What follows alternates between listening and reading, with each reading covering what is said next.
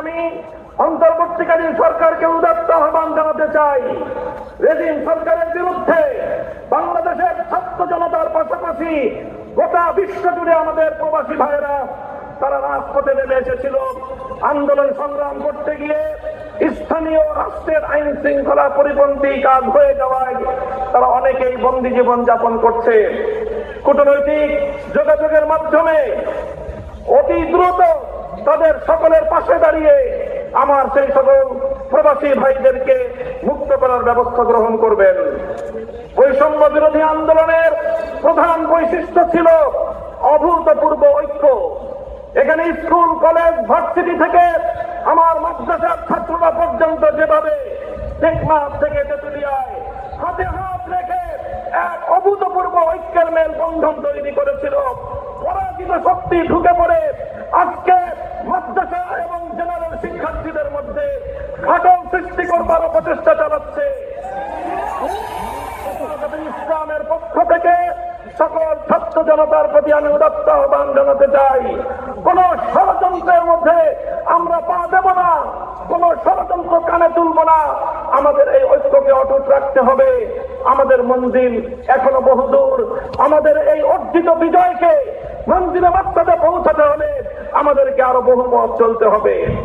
আমি অন্তর্বর্তীকালীন সরকারকে উদাত্ত আহ্বান জানাবো, রাজনৈতিক দলগুলোর সঙ্গে সমন্বয় করে প্রয়োজনীয় রাষ্ট্র সংস্কারের কাজ সেরেই জাতীয় নির্বাচনের অঙ্গীকার জাতির সামনে আপনারা ব্যক্ত করবেন এবং সেই অঙ্গীকার পালনে আপনারা দায়িত্বপূর্ণ ভূমিকা পালন করে চলবেন।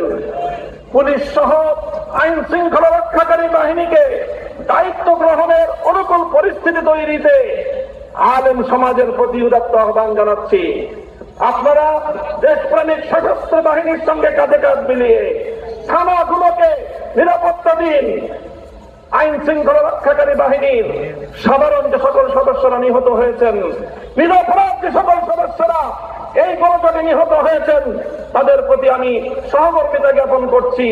সেই সঙ্গে যেই সকল দুষ্কৃতিকারী অফিসারদের নির্দেশে এই সরল প্রাণ সাধারণ পুলিশ সদস্যদের জীবন গিয়েছে, এর জন্য তাদের উপযুক্ত বিচার বিভাগীয় তদন্তের মাধ্যমে শাস্তি নিশ্চিত করার উদাত্ত আহ্বান জানাচ্ছি। আমি হেফাজত, আলেম সমাজ ও বিরোধী মতের লোকদের বিরুদ্ধে দায়েরকৃত সকল মিথ্যা মামলা অনতিবিলম্বে প্রত্যাহার করার আমি জোর দাবি জানাচ্ছি। ছাত্র জনতার ফ্যাসিবাদ বিরোধী অভ্যুত্থানের উদ্দেশ্য সঞ্চারের চেষ্টা চলছে, আজও চেষ্টা হয়েছে।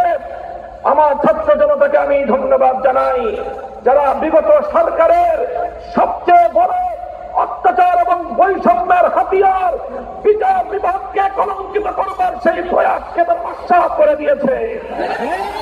এই সঙ্গে বলতে চাই, যদি এই গণ অভ্যুত্থানের উদ্দেশ্যকে ব্যক্ত করবার জন্য পাল্টা কোন প্রতিবিপ্লবের চেষ্টা চালানো হয়, ছাত্র জনতার সঙ্গে কাঁধে কাঁধ মিলিয়ে হেফাজতে ইসলামের সকল নেতা কর্মীরা রাজপথে প্রহরা বসাতে হবে।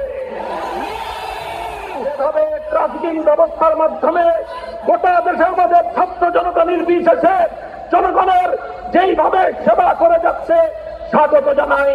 অনতিবিলম্বে ট্রাফিক পুলিশদেরকে দায়িত্বে নিয়োজিত করবার জন্য সরকার এবং প্রশাসনকে যথোপযুক্ত দায়িত্ব ভূমিকা পালন করার উদাত্ত আহ্বান জানাই।